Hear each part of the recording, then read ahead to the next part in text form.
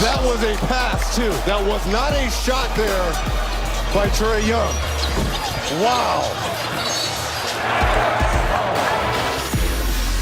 Woo! What a game right there. Allow me to reintroduce myself. My name is Ro. It is Playoff Central Live presented by AT&T 5G with the All-Star Carlos Boozer, the Hall of Famer two-time champion ISIAH Thomas. No, my name's Trae Young. Hey, he wears number 11. Ice traded game. It's so icy. The Hawks won game one against the Knicks in that series. They won game one against the Sixers, and now they go into Milwaukee and end that winning streak with a 3-point victory. Trae Young, a playoff high, 48 points, along with 11 assists. Woo! Man, Zeke, you have the floor. Your thoughts immediately. You know, there's a gentleman in Detroit by the name of Rashard Griffin, and everybody knows Griffin who knows who he is. You know, He's always, you know, me and him been talking about Trae since Trae was like in college. And everything that we thought he was going to be, he's coming to the NBA and he's doing it. Now, when you look at, you know, what he did in the game tonight, I mean, Booze, we was just talking about it. You know, as a point guard, if you're going to let me come off a screen and then my defender is going to get behind me, and the big man is going to wait at the basket for me, and I got 8. Look how much space and time he got. Yeah. I mean, I just thought he picked Milwaukee's defense apart. Not only did he pick it apart, but every time they made an adjustment, he had an answer for it. Mm-hmm. No, he was terrific. I mean, honestly, from the tip, he was very aggressive right when the game tipped off, getting buckets down, getting downhill. Like you said, floater. I think he hit like 5 floaters in the first quarter. Yeah. Set the tone. Then he started spraying the ball around to his teammates, throwing lobs. The lob off the backboard was from the street. That was awesome to watch. I know Atlanta was going crazy all the way out to Alpharetta. They were all going crazy. This is a huge win for them. I know Budenholzer got to figure out something to do with him because whatever he's doing clearly didn't work tonight. How about come up and guard him when he comes off the screen? Play a little defense. Don't wait for him to get to the basket. Right. You know, I think he's proven he's got the best, floater in the game. Hey, Booz, you mentioned that off the rim, Kent Bazemore, they used to do that in practice. I told them, no way they pulled off. Bro, they do it in the Eastern Conference Finals. The Hawks turned Milwaukee into their own personal and one mixtape. You had, throwing it up off the glass to John Collins, who had 23 and 16. Then you have Trae Young step back with the shimmy. Yeah. You had so many things happening. It was a very entertaining game. The Hawks are not scared of this Milwaukee Bucks team. No, they haven't been scared at any moment. They played the Knicks in the first round. They played a heavily favored top seed Sixers in the second round. Now they got another favored Milwaukee Bucks team on the road. They're unafraid. They play the game to win. They believe in each other. They play well together. Nate McMillan got them guys playing just enough defense to get stops. You saw basically they took Lopez out the game. You know what I mean? Yeah. Because they put Capella on Giannis, which is a great adjustment. Even though Giannis had a very good game as well. It's very interesting how one of the fans earlier said, "Are we going to stop calling them the underdog and just start calling them the big dog?" And they're proving it right now. Real talk, the pick and roll, high pick and roll defense, where they call it the center drop. Yeah. It is really set up for small guards to just annihilate. I mean, really just annihilate. You see Lopez drops all the way to the foul line, and then you're going under the screen. So you got a 3-point shooter there with Trae that can knock it down. And then now you're behind. You are behind the dribbler, and Lopez is waiting at the basket for too much space. But, whoever came up with this center drop defense, I guess they said people don't shoot mid-range shots no more. Well, guess what? Hello, mid-range is back in the game, and Trae Young is killing them with they calling it a floater. But we used to just call that mid-range. That drop zone against that PNR, it was not working. And Zeke, credit to you, an astute basketball mind. And Booz just pointed this out, reminded me, in the pregame, you said the most pressure on this series. In this series, it wasn't a player. It was Coach Bud and his ability to make adjustments. You still feel that way, I take it. Oh, without a doubt. And what we saw here tonight, Nate McMillan, what he did is he made Bud take Lopez out of the game. So that's the first chess piece that goes off the board, right? So now you're saying Lopez is out of the game. And now defensively, what we saw, Booze, is that they were able to basically play a 1-2-2 zone the whole night. And we talked about being able to help and recover. In Atlanta, they're quick enough to help close down the lanes on Giannis, then recover back out to the shooters. And it allowed them to stay in a 1-2-2 zone. And then when the ball going to the corner, Nate was like, all right, now we're going to drop it to a 2-3 zone because now we're going to bring the man over from the weak side, drop back. So Nate had him scrambling the whole night. And I want to throw this out here, too, because I know everybody in Atlanta is excited right now. Everybody's really big on the Hawks. But, and I say this, and I hate to do it, I remember Allen Iverson in the NBA Finals. He goes for 48 against the Lakers. Everybody's saying, okay, the underdog has a shot. And then, Zeke, the gentleman's sweep took place after this. So is this an anomaly, or can this be maintained by the Hawks as we go on in this series? Well, if you make the adjustment, you know, and it's adjustment that even Philadelphia found themselves having to make. We saw later in that series where Embiid was out having to guard, you know, Trae Young. Now, Trae was, you know, clever enough to get around him. But now you got to find something to do with middle pick and roll. As Chuck Daly used to say, run it again. Run it again. Until they stop it. Until they stop it. And again, like Zeke said, the biggest item in this series, the pressure on Bud being able to make adjustments in game and game by game right now. Hey, no adjustments were made. Trae, 48 points in this one as Atlanta takes a 1-0 lead, and you see he is chilly. He's not Zeke. He is. You got to give the Atlanta Hawks credit, and you got to give Trae Young and Nate McMillan some credit. Huge credit for them. Trae Young, as I mentioned, 48 points, a playoff career high. As far as, you know, players go, he's at the top of the charts right now. Now it's time for the shot chart presented by Kaiser Permanente. 34 shots in the game, knocked down 4 threes. He gets 48 points. As far as players under the age of 22 in the conference finals, you have Trae Young, Kobe Bryant, and LeBron James, who have the highest scoring outputs as far as players under the age of 22. And you know what's impressive about this shot chart? Tell me. 4 made threes, but the rest is all mid-range. 48 points. So all you young fellas who watching them play, remember the mid-range works. The mid-range indeed works, and now we'll go to the man who diagrammed a lot of those plays, Nate McMillan, the winning coach. Nate, there's so many things to touch on here, but how would you, aside from Trae, how would you judge John Collins' contribution on all fronts? I thought he was great tonight. Tonight we had to do a good job of finding our matchups. They were switching a lot. We were patient, and we found our matchups. John had some matchups in the paint and just really did a solid job of scoring when he had the matchups in the paint. Defensively, just really did a good job again. Defending the ball. He had to defend 3 positions tonight.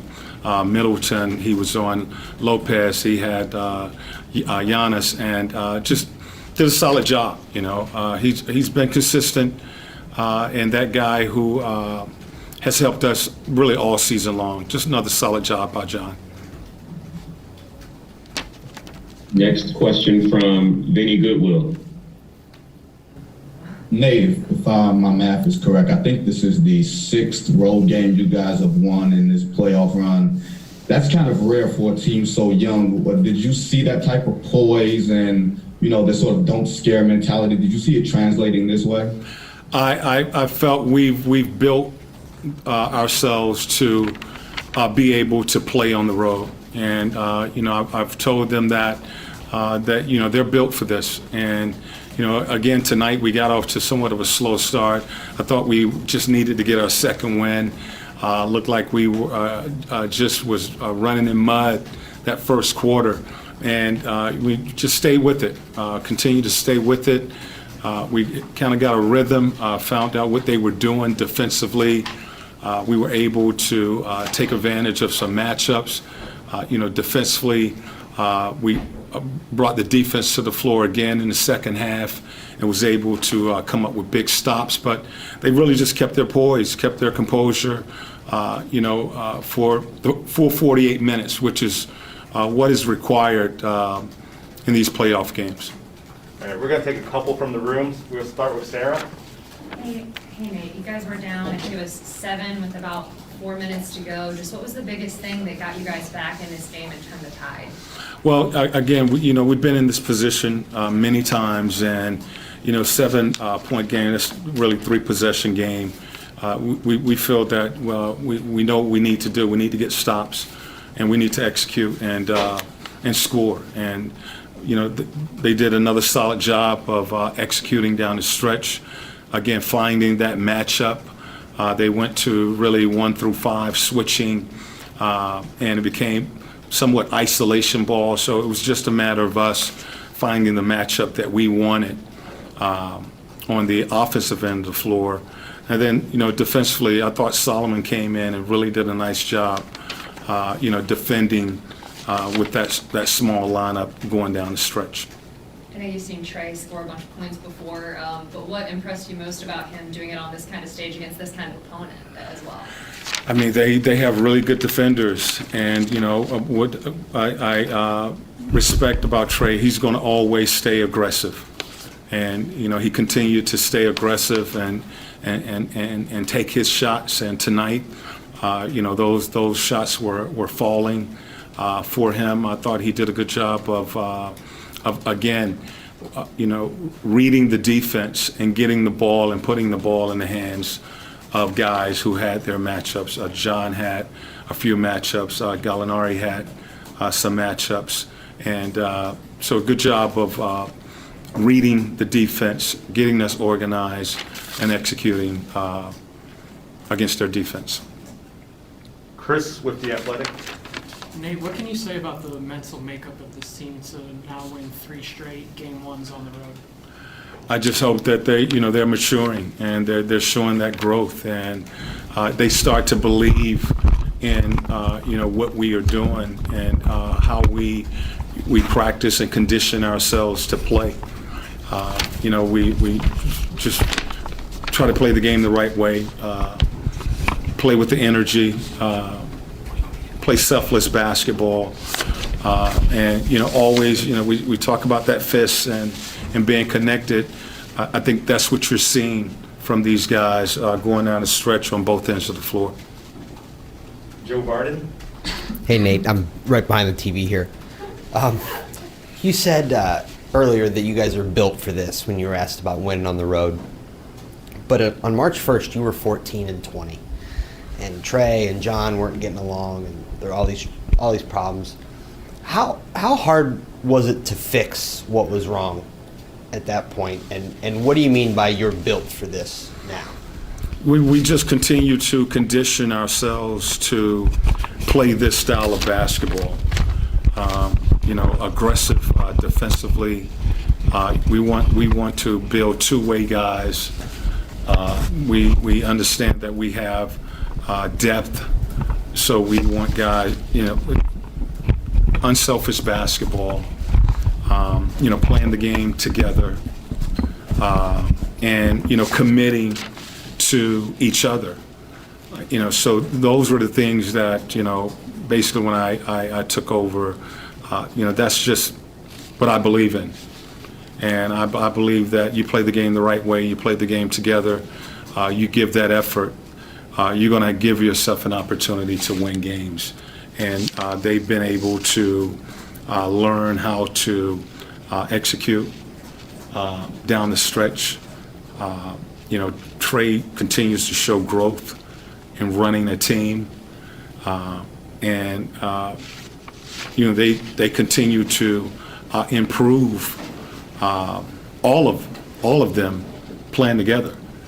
So again, it's different guys, different night. It was Kevin the other night. It was Trae tonight. John did a real solid job. Solomon didn't play much in the last game. He stepped in tonight and gave us some really good minutes. So they continue to just believe in each other and play the game the right way. Playing the game the right way, 36-15. That's the Hawks' record since Nate joined. Now we go to Coach Bud, whose Bucks lost by 3. Hey, Bud. Can you take us through that ATO late that gets Pat the 3 on the right wing? Just kind of what were you guys, was that the shot you guys were after? And then any thoughts to having that be a better shooter like Bryn or someone like that? Yeah, I mean, Chris got the ball, kind of a mid-post, wing ISO, drove it.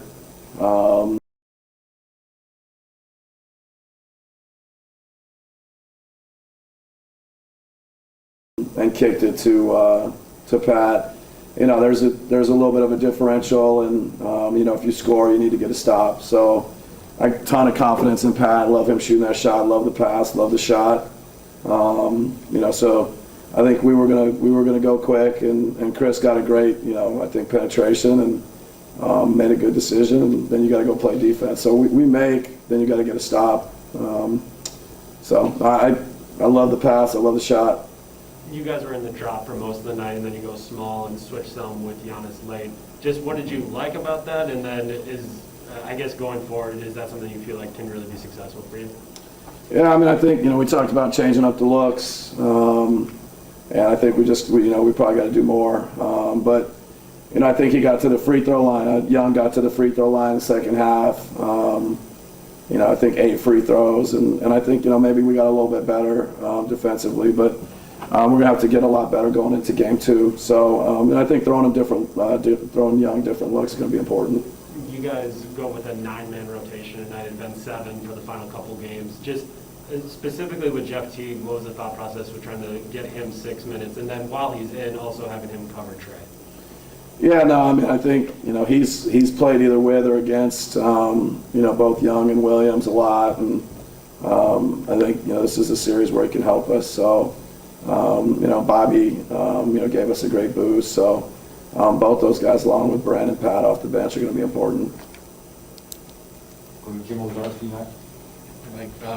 So I guess, going small, obviously a trade-off there is the size. The offensive rebounding from Capella, Collins late, that sets up those threes. So in those instances, I know those are hustle plays, but is that the hard part of making that trade-off there, of needing team rebounding? Yeah, no, we knew those guys go to the offensive boards hard.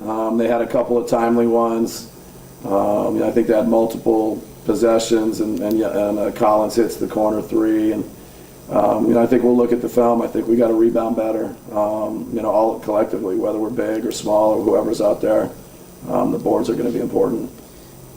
The few days coming into this, talking about the team being sort of ready for this, no emotional lows, all that kind of thing.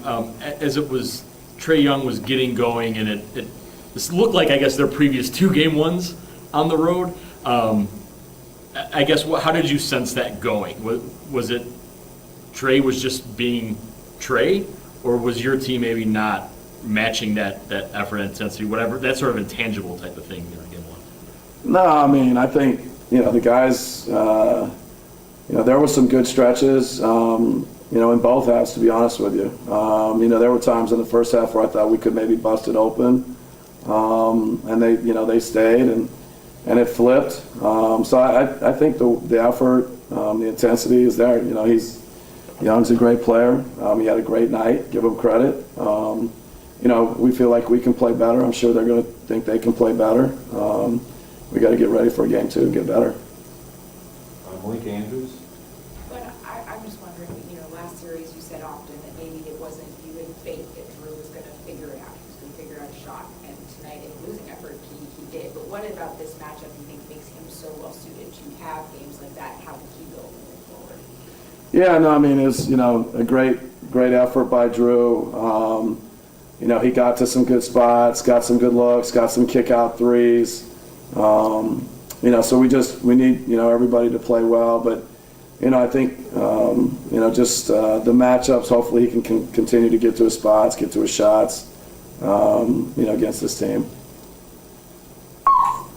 There is Joshua. Hey, but sorry to mention this a little bit before. My feed cut out a little bit, but that third quarter is kind of where the Hawks kind of made a little bit of the run, took a little bit of control. What did you see from your guys offensively in that quarter, and then also defensively that kind of led to that deficit in that quarter? Yeah, we'll need to look at the film, but, I think that, like I said, the free throws I thought hurt us, but that was maybe more the fourth quarter. Third quarter, they got on a little bit of run. Most of the game the ball's in Young's hands, so got some floaters, but then they got a couple of the lob dunks, and Capella scored a little bit. And offensively, it just didn't seem like we moved quite as well, but I think there's some opportunities that we take again, where good shots and good looks, and feel like we're going to play better going into game 2. Last one here to Ben Golliver. So you had 70 points in the paint tonight. You mentioned you liked the look for Connaughton. Did you also like your late game offense kind of around that, where you're getting downhill? Giannis is getting a lot of stuff going in the basket. Yeah, no, I mean there was some good stuff from particularly Drew and Giannis. 2-man game, and so we need everybody to participate, and I think everybody will just continue to get better going into the second game. Mike, real quick, I'm sorry. There were a handful of plays late. Why did you elect not to use a challenge? What was that kind of process there with I know there were a handful that maybe you could have, I guess, or maybe not, based on what you saw. Well, I mean, a couple of them, the replay board is pretty quick, and I thought they were decent calls, or the correct call was not worth not having it for the end of the game. The out of bounds was a big one at 3:01. So the referees can't go to the review until 2, and that's probably the one that stands out to me. The others, I think, were good calls. Thanks, guys. Host Coach Bud, here is Trae TL. Oh no, I teased you on that one, but we will be hearing from Ice Trae, the most points in the Hawks playoff game since Dominique dropped 50 back in the day. Ice Trae the game. Victory in game 1. You will hear from him and more as we continue on Playoff Central Live. Shouts out to Grant Hill. Want to talk about the Bucks? Sorry, Ice Trae's at the podium. We'll go to him.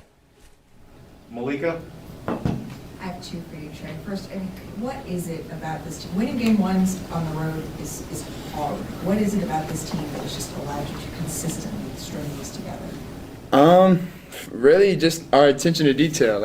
We've been very focused and very locked in when it comes to preparing for our opponent, and we know we didn't get a high seed, so we got to try to steal one on the road. And game 1 is definitely a game that you can really surprise that team. And I think with the way we've been playing coming out of the gate, you can just tell we're really focused on our attention to details when it comes to the other team. And then I got to ask you about right before you hit that 3, you hit your little shimmy. What was going through your mind then? What were you trying to do? Yeah, I mean, I had a lot of time. And I was kind of tired a little bit, so I got a little second to get a deep breath and knock it down. All right, Steve, you're next up. Seems, whether it's the Bell in New York or whatever, it seems you kind of relish playing on the road. So how have you been able to, at such a young age, how have you been able to maintain your poise when we're playing in hostile environments like this and kind of play even better?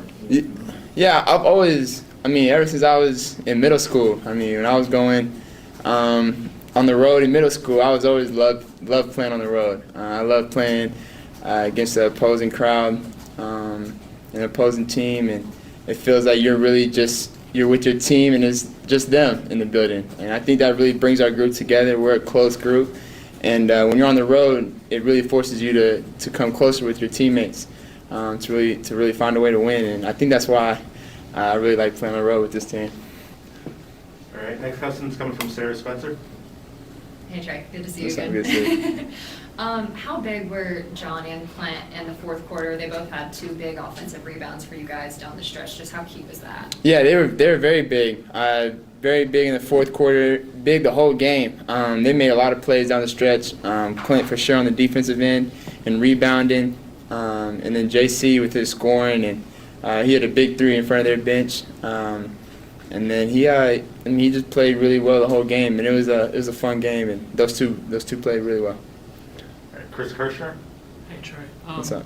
What have you learned from Nate since he's taken over, just about leadership, whether it's on the court, dictating the offense, and off the court, being that guy in the locker room as a vocal leader? Just that I know we're always in the game.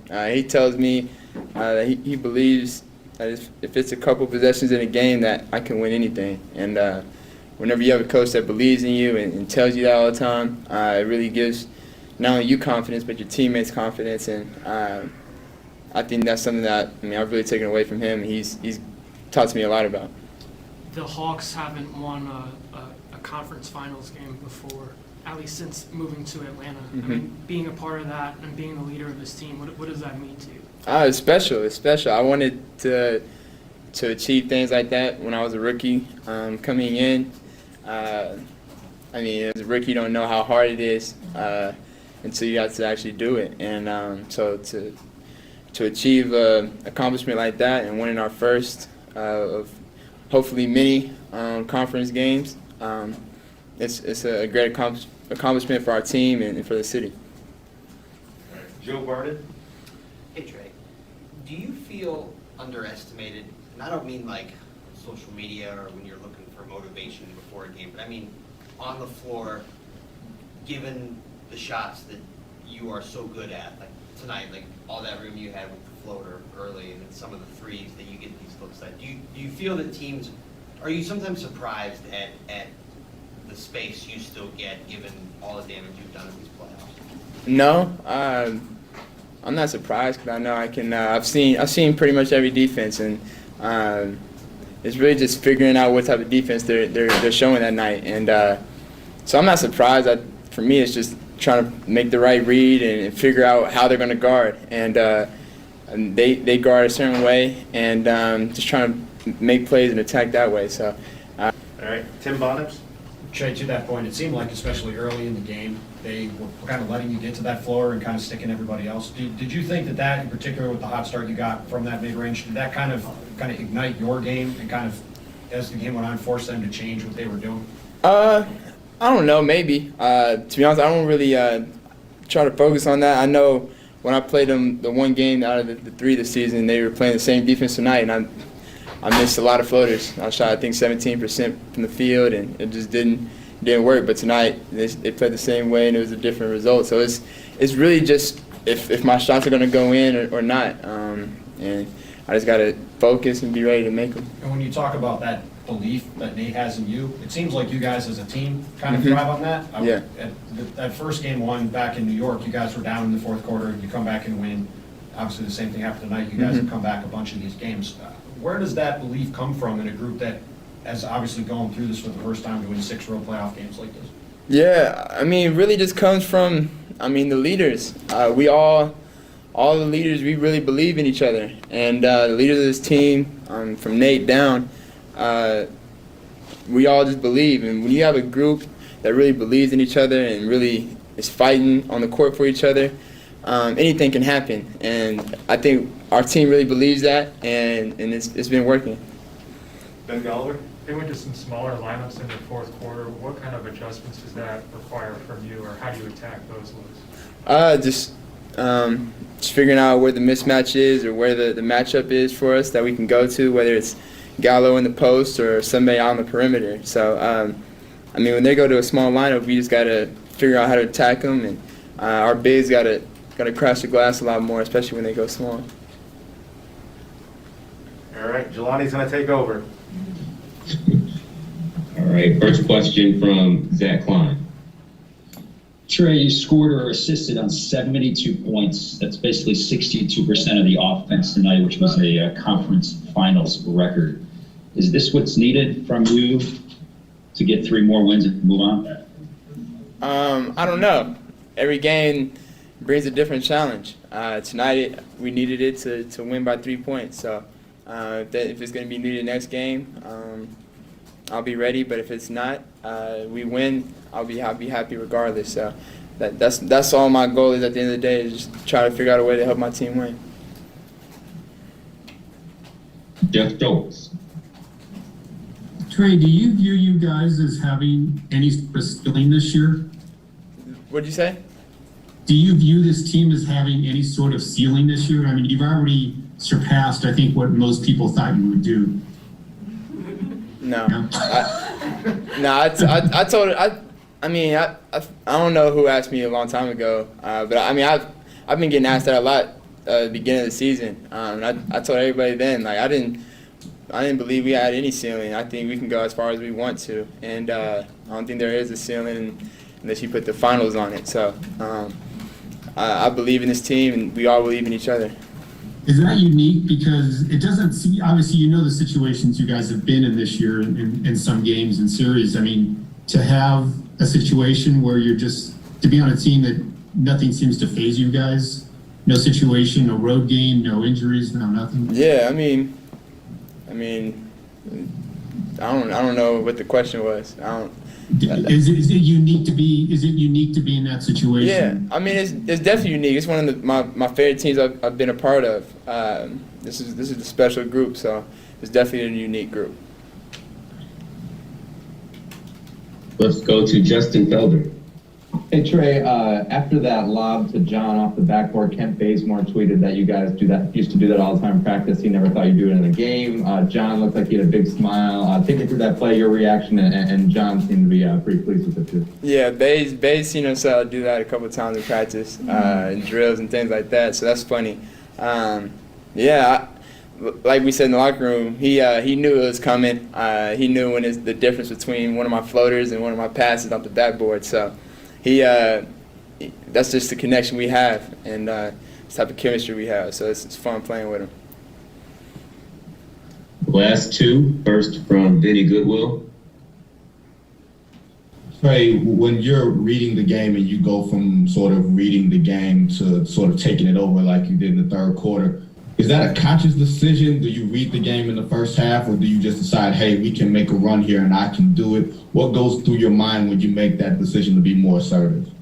It's a game flow. I mean, if I got a couple shots going, if I've hit a couple in a row, my teammates are looking for me to be aggressive and to keep going. And I think the third quarter was kind of that kind of way. Last game it was Kev. I mean, it's always a different guy sometimes, and tonight that's just kind of how it was, and my teammates were telling me to be aggressive in the third quarter and to keep going. Okay, Trae, we got a few more actually. We'll go to Mark Schwartz from ESPN. Trae, Nate made a really great comment a few minutes earlier. He said that your style of play is built for this time of the season. What does he mean by that? I don't know. Maybe he just knows my mentality and just knows me. Just knows I'm all for the biggest moments. And I don't know. I feel like I've worked my whole life, and we've talked about it in our little conversations we've had, that just getting to the playoffs is something that I wanted to do this year. And as a team, and not making the last 2 years has been tough. And so just having that motivation that when we got here to be ready, it was definitely something that I was thinking about. Why do you think that you've been able to succeed at such a high level in this scenario when so many guys going through it the first time really struggle badly?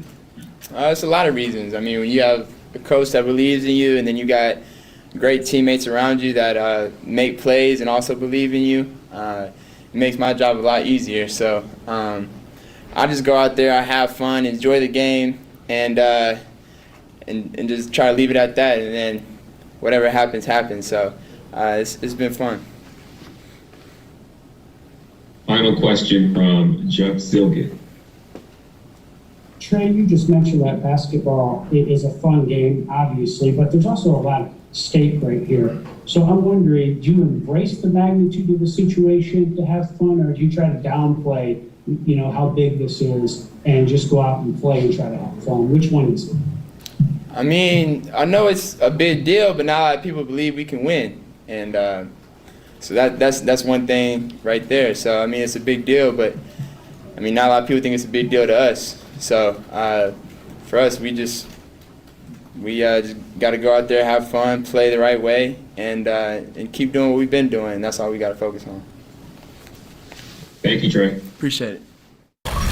Trae Young channeling his Lil Wayne right there. No ceilings as far as the Hawks go. That's how they feel. Synergy Basketball bringing this tweet created, assisted, or scored 80 of the 108 points ATL scored while he was on the floor. He's out there like Barry Sanders, ain't he, Zeke? He can just get anywhere he wants to. Hey, in the middle of the field is wide open. Apparently it is. Well, Giannis, he is wide open right now in the post game. Let's take a listen to him. He's at the podium. I guess for you, just as you guys are going down the stretch late, you get I've missed you, by the way. It's good to see you face to face. Pat gets a great look, misses it. Kind of what's your message to him? And I know execution-wise, you're going to be happy with it, right? It's an open three, but how do you kind of try to keep him high and get him through that? It was a great look. Great look. Did not fall, did not go our way. But at the end of the day, execution-wise, it was great. You know, he was wide open. He made a bunch of shots like that before. So make or miss, we live with that. You know, so yeah, gotta keep his head high. He's gonna have a lot of opportunities to make that shot again in this series. We live with his shot. What did you like about the middle pick and roll with Drew? You get a couple lobs late on that. Just kind of what were you seeing? You know, I just seeing Clint Capella, you know, playing back, and just having Drew coming out of the pick and roll keeps him guessing. And now you got me rolling. You got Drew coming with the ball for the jump shot, for the layup. And if somebody overhelp, I think Chris wide open. For you defensively, you guys are obviously in the drop most of the night and trying to turn Trae kind of into a floater shooter, but you guys switch late. What do you like about that? But I do know you're getting more deep shots, but then you give up, I think, 3 or 4 offensive rebounds late. Like, is that the trade-off, or kind of what's your thoughts there? Yeah, we got to do a better job rebounding. But at the end of the day, I feel like him going to his floor, getting downhill for the lobs, and that's just like comfort zone. And I think we just got to make it as tough as possible for him and make him play a lot of one-on-one. But at the end of the day, like, he had 48 points, right? 48 points. Like, he's a great player.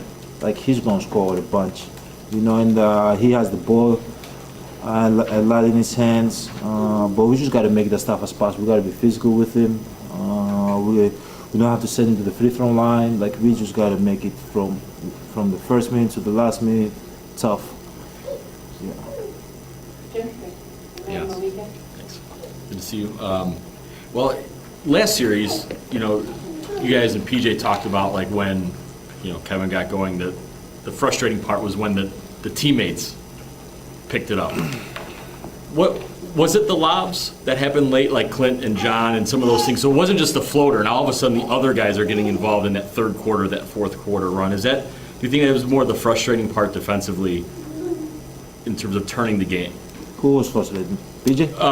No, with Trae getting the lobs to John, to Clint, to kind of get the rest of the team going. Was that more frustrating as a defense as opposed to Trae, you know, getting in there and getting the just a floater? It was frustrating. We just got to do a better job. Now, it's fortunate that we lost the game, but that's specific part. We just got to do a better job. The guy from the mid guy, the low man guy, got to come and help. Got to show his body, you know. But I think the most frustrating part about this game is the offensive rebounds. Like, they got 2-3 offensive rebounds back to back, and they got a 3 out of it, you know. And they got the game-winning bucket out of it, Clint Capella, when they went up 1. I think that's the most frustrating part. But you know, hopefully we can make an adjustment, make it tough for Trae Young, make it tough for those guys to not get easy looks for the lobs, and hopefully we can put ourselves in a position to win game 2. Is the offensive rebounding difficult to a degree when it is 28 feet, 30-foot shots? Yeah. And it's it's harder because the ball bounces long, so makes it a lot harder for us to rebound, and especially when you switch, when Brook is out there, when I'm out there, you know, guarding Trae Young, and he shoots over us, and then now Clint Capella is in the dunker with Collins crash from the wing or from the corner, so it makes it a lot harder. But at the end of the day, you gotta find a way to get it done. You know, in the Eastern Conference, you gotta find a way to get it done. And we're gonna watch the tape tomorrow. make some adjustment, and come back to game 2 and put ourselves in a position to win the game, hopefully. We'll go Malika, Barton, and Steve, and then we'll go to Zoom. Yeah, so I have two for you. I was just wondering, when you're talking about offensive rebounding, is it a matter of looking at the film and figuring out some schematic way to make an adjustment, or is it effort? Where do you think that comes from? It's effort. Effort. You got to compete. You got to put your body in the line. You got to box out. You got to be a little bit physical. It's more the effort. And then secondly, Trae was just asked about when he shimmied before he hit that three. He said, I had time. I had the time to. I'm wondering when that happens on your court. Do you, as someone who takes a lot of pride in your game, do you take that personally? No, he's just having fun. He's enjoying the game. Obviously, I wouldn't want him to make the shot, but he's having fun. He's enjoying the game, and we're gonna do the same as a team. We're gonna have fun. We're gonna enjoy the game, and there's gonna be times that Breen or Drew might shimmy or whatever the case might be, or I might meet Mike. It's just part of the game, So there's nothing, you can't take that personal. Is it easier than it used to be down 1-0 in a playoff series and be okay with it mentally? And just what I mean by that is, you guys went through such a rough series last series and came through it, and there's been a bunch of crazy 0-2 deficit reversals this year. And I'm just wondering if you feel just better or more comfortable down 1-0 knowing it's a long series than maybe you would have in the past. It's not easy. It never gets easy. You don't want to lose. You don't want to be down. But at the end of the day, as I said, you can't get too high, you can't get too low. You got to come out game 2, try to compete, and wish for the best. But at the end of the day, it doesn't get easy. It doesn't matter if we were down 2-0 with Brooklyn. That was a different series.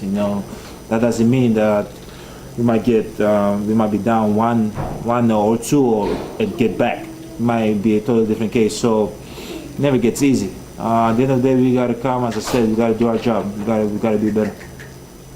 Steve? We went on like a 9-0 run to get up 7 with about 4+ minutes left in the game. All the other home playoff games, and you've gone on those runs before you've been able to put games away. This time they were able to turn it around really quick. What was the difference this time around? I think they did a good job executing. Got to the free throw line. We got some offensive rebounds. And we got some good looks that didn't go in, so they were able to get back to the game and beat us by 3. Thanks, guys. Thank you, guys. Giannis with the 6th game going 30-10. But Trae TL, hey, Booz, what's this right here? Off the glass! Go get it, young man. That's what Zeke used to do. In fact, Zeke and Booz gonna recreate that right here on the floor when we get right back here. I'm gonna commentate. Let's play right now. Let's take a listen. Obviously, you guys are trying to go quick, 29 seconds, get that baseline drive that you like, and then you find Pat. Just kind of, obviously, I know you're probably okay with the execution there, but obviously it doesn't go your way. How do you kind of try to keep Pat up and keep him confident going forward? That's a great shot. I've seen him knock that down. He's made big shots for us all season long. Just didn't go his way tonight or our way tonight. It's not just on that shot. I missed a couple ones, missed rebounds, fouls. So it's a great shot by Pat. It's not on him. For you offensively, it looked like you're kind of getting to the spots that you wanted and just not hitting. Is that what it felt like, or kind of what are you thinking going into game 2? It's got to be better. It's as simple as that. Getting to my spots, playmaking, just everything. It's got to be better. Do you feel like you guys let too comfortable in the first half? Yeah, I think that's fair to say. He's in his comfort zone. We tried to change things up on him a little bit in that second half, and I think it worked some. But he's a hell of a player. He makes some tough shots, has some nice passes to his teammates to get them involved. But we just got to do a better job of containing him. Malika? Giannis said for him the most frustrating part of this game was just giving up offensive rebounds. Was that what was most frustrating for you? And if so, why? And if not, what was it? Yeah, I would say so. In that fourth quarter late in the game, they got a couple in one possession, ended up hitting a big 3. The Capella got another one to take the lead, I think. So, I think if we box out, get those rebounds, it's a different game, for sure. Joe Martin? Chris, you guys have given up 48 points to a player in consecutive games. What do you make of that, and how do you I mean, how do you feel about it? I mean, definitely don't want to have somebody go off for 48, 50, 40 plus, whatever. Just got to be better containing guys. I think a little bit of, playing to their hands a little bit. They're getting comfortable, get to their spots, they get going. But just got to do a better job, like I said, containing those guys. Hey, Chris. The last shot, from my vantage point, honestly, the stanchion was kind of my way. So how did that look to you? And did it look good? What kind of setup there in your attempt to try time? Got to get a look off of it. It's on line, just short. A lot of my shots were short tonight, so I got to make that adjustment. I got to be better, like I said, seeing what type of misses I'm going or the type of shots I'm getting, and adjusting my game to it. It's been a pretty decent stretch for you guys not making as many threes as you're used to. Is there a way to get out of that without the practice time, without the, you know what I mean? And during the season, you have so many games, whereas now it's. I mean, we're still playing pretty much every other day, or have 2 days in between. But it's got to be better. I mean, shoot the ball better for sure. I mean, I'm looking at right now. If they were 8 for 32, we were 8 for 36. We make a couple more threes and be ourselves. I'd say it's a different ball game. Could be same with them. Same thing they're saying also. But I really don't think it was the offensive side for us. It was more of the defense. All right, any more questions? Good, thanks. So now we have Kevin Huerter and we have Clint Capella. I think it was y'all were down 7 with about 4.5 minutes to go. Just what was the biggest thing that helped you guys not only get back in it, but also win this and close this one out? I mean, I think we knew we had to get stops. They were kind of living in our pain all game, and we had to try to make them kick it out. We needed to get stops to give us a chance offensively, and we did that enough down the stretch. And Trae hit some big shots and big free throws. JC had a big 3, and we needed to protect the paint at the end of the game. And for the most part, we did it enough to win. Chris Kirschner? Hey, Kevin. How have you seen Trae's ability to lead this team, both on and off the floor, grow in your 3 seasons together now? Yeah, I mean, I think I said after last game, it's his game management. It's being aware of everything, how to close games, how to lead everybody. And right now, I feel like in a lot of ways we're just following his mentality. He's been fearless since he came into the league.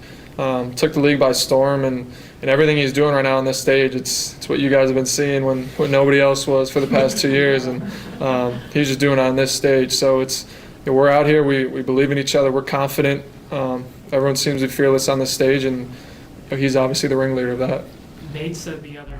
From Red Velvet and CC to JC, who had 23. Good to see you in person. You see, right? It's crazy. I know, it's good.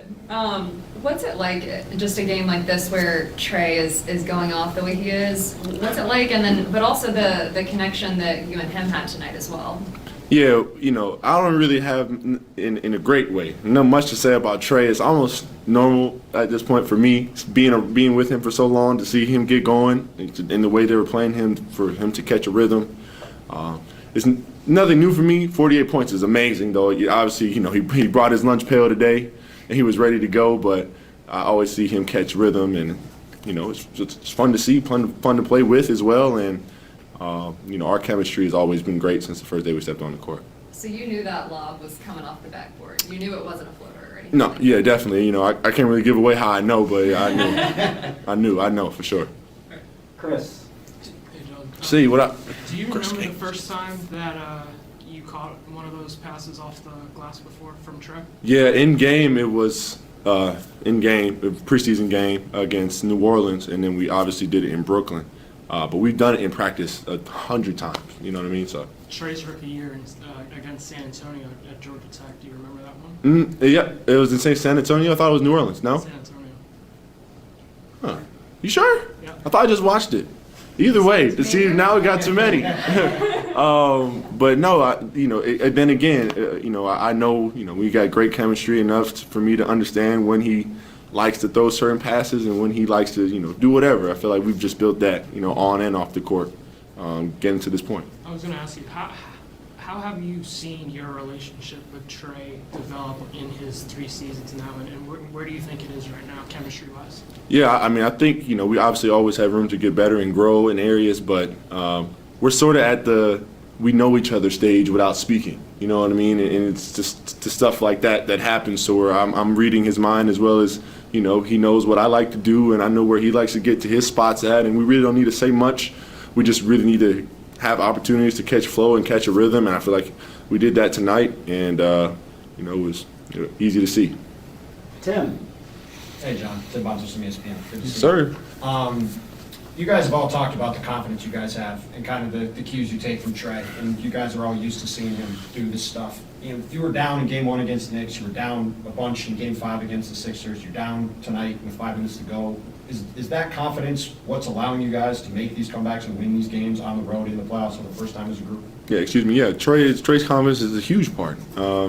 I feel like, you know, it gives our team, you know, some juice and some added benefits to know this guy is coming out to play every single night. You know, he's, you know, a dog in his own respect, in his own right. He's coming to play every single day, and I feel like teams have to prepare for him because he knows how to get to his spots and be effective as well as, you know, include his teammates. So, you know, sky's the limit for Trae, and we benefit off of him. We feed off of his energy as well. And what has allowed you guys, you know, like tonight, obviously the Bucks get to the rim early, they're kind of able to do what they want on offense, but as the game went on, you're able to shift things around and kind of, you know, get the rhythm back in your guys' favor. What has allowed you guys to have that kind of moxie in, like I said, obviously the first time most of you guys have been in a playoff setting like this? Yeah, you know, really, I'd probably say 3 things. Just you know, the presence of veteran leadership to tell the young dudes, guys on the court, what's going on. Got to show some love to coach as well for the adjustments made, and obviously ourselves for going out there and just competing and having some pride and not letting them just do the same thing over and over again and trying to just make everything they get as tough as possible. So, sort of the mindset. Thank you. Joe. John, Joe Barton from The Athletic. Watching you guys this playoffs, it's almost hard to believe that at one point you were 14 and 20. Right. Yeah, for sure. How hard was it to fix all the stuff that was wrong back then? It was tough. It wasn't easy to say, per se, right? You know, winning in this league is never easy. And I definitely feel like, you know, giving ourselves a deficit of games to come back and still try to compete to make the playoffs it's always tough.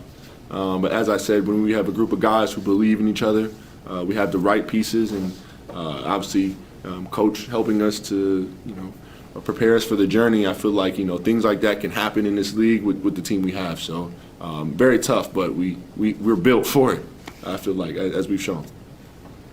The last one here in the room, Steve with Associated Press. The way y'all played on the road this postseason, did y'all know you had this kind of savvy and y'all could play as well as you have in the postseason? Surprised yourself at all with the way you played in road environments in the postseason? No, definitely surprised all of ourselves a little bit. I feel like just how, like you said, we've handled it, how we've been able to win and go in those environments and still compete and play our game. But I feel like this year specifically was tailor-made for us to feel more comfortable on the road with COVID and all the extra tests. And, you know, now we sort of play series against certain teams instead of one game and gone. So I'd say the transition, I feel like, to being in this stage sort of was always there in a way with the new changes the league made this year because of COVID-19. So in a weird way, I feel like it helped us. But at the end of the day, we have to go out there and compete and win the games. But a lot of stuff factors into, so I feel like, why we're here. Another double-double for JC. Looking at the schedule, next game, Game 2 is Friday night, 8:30 p.m. on TNT. Of course, the Eastern Conference Finals you will see exclusively on TNT. As we come back in, Ro Parrish along with Carlos Boozer, Isaiah Thomas. Of course, the Bucks are feeling bad after losing this game. I don't know if they're feeling bad enough to where they don't want to show their faces in Milwaukee and maybe drive through quick service food and hide themselves. I wish you could hear our off-camera conversations. Nevertheless, looking ahead to Game 2, Zeke, starting with you. What needs to change specifically with this Bucks team so they can even up this series at home? Well, they got to make a defensive adjustment on the high screen and roll. And then they got to decide how much can Lopez play in this series. This may not be a series for him. And the only way he's going to be able to play in this series is he's going to have to become a dominant offensive player. And he's going to have to be better at screen and roll. He can't drop to the basket and let, you know, Trae Young keep coming down the lane giving floaters. And to add to that point, like, Milwaukee moving forward, I was looking at the stat sheet. Capella had 19 rebounds. Collins had 15 rebounds. Outside of Giannis and Portis, Lopez had 2 rebounds, and Tucker had 7. They got to do a better job on the defensive glass.